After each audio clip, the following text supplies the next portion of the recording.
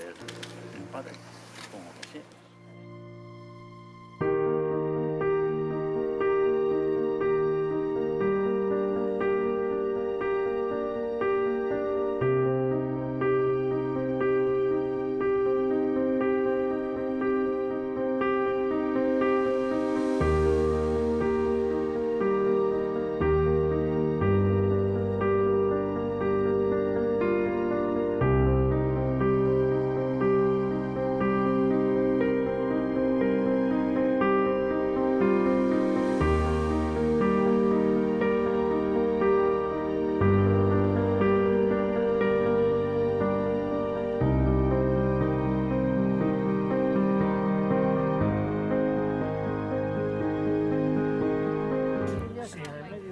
Piernas por encima del culo. ¿Esto de qué era? Vale, me meto el cráneo. Y esto todo junto. Sí. Mano, brazo. Y luego las costillas. Ah, vale, está y asociado, aquí ¿no? está.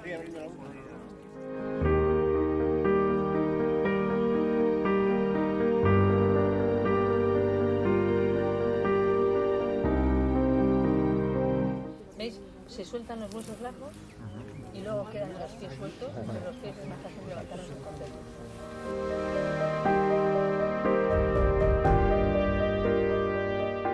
La mandíbula, vamos a sacar.